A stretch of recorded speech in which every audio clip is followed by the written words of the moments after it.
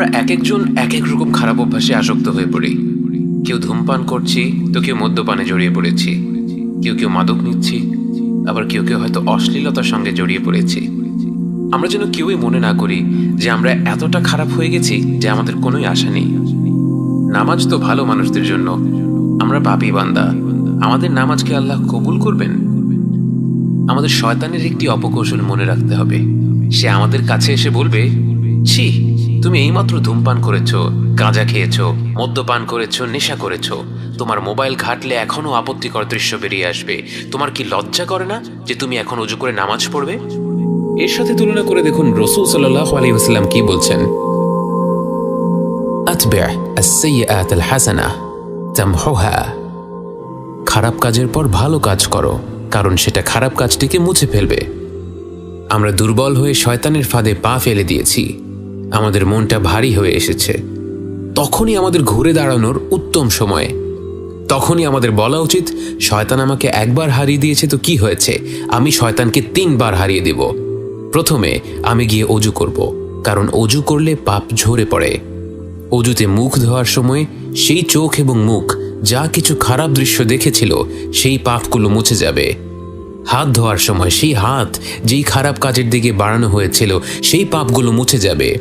অজু করার সময় অন্তরে বিশ্বাস রাখতে হবে, মনে মনে কল্পনা করতে হবে আমরা শারীরিকভাবে আমাদের যেই অঙ্গ ধুচ্ছি সেই অঙ্গ থেকে পাপগুলো ঝরে পড়ে যাচ্ছে, আমরা পবিত্র হয়ে যাচ্ছি। দ্বিতীয়বার আমরা শয়তানকে হারাবো নামাজে দাঁড়িয়ে, কারণ রাসূল সাল্লাল্লাহু আলাইহি ওয়াসাল্লাম বলেন, যেই ব্যক্তি সুন্দরভাবে অজু করে মন দিয়ে 2 রাকাত নামাজ পড়বে এবং আল্লাহর কাছে ক্ষমা চাইবে, আল্লাহ তাকে ক্ষমা করে দিবেন।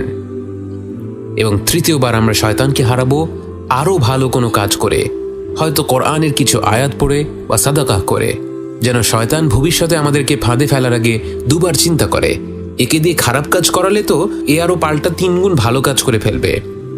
ভেবে দেখুন, যারা পাপ কাজে লিপ্ত হয় তারাই যদি আল্লাহর কাছে ক্ষমা না চায়, তাহলে ক্ষমা চাইবে কে?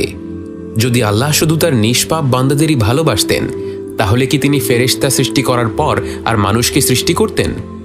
ভেবে দেখুন, আমরা যখন আল্লাহর সামনে তাকে অমান্য করছি, তারপর যখন আমাদের খারাপ লাগছে, সেই খারাপ লাগার অনুভূতিটা কোত্থেকে আসলো? বাস্তবে এটা আল্লাহর তরফ থেকে একটি উপহার, তার কাছে ফিরে যাওয়ার একটি আমন্ত্রণ। ভেবে দেখুন, কত মানুষ আছে যারা কোনো না কোনো পাপ কাজে আসক্ত, কিন্তু মনটা পাথর হয়ে গিয়েছে। সেখানে কোনো অনুশোচনা বোধ কাজ করে না, কোনো হাহাকার জন্মায় না। তাই আমাদের অন্তরে যদি বিন্দু পরিমাণ অনুতাপও জেগে ওঠে, তাহলে আমাদের বোঝা উচিত এর অর্থ হচ্ছে আল্লাহ আমাদের উপর নিরাশ হননি।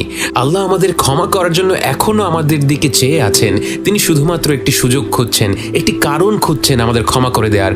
আমরা শুধু একটি ধাপ এগিয়ে গেলেই যেন রহমত আর মাগফিরাতের ঝর্ণা আমাদের ভাসিয়ে দেবে। প্রশ্ন হলো, আমরা কি সেই একটি ধাপ নেব? আমরা কি আল্লাহর আমন্ত্রণে সাড়া দেব?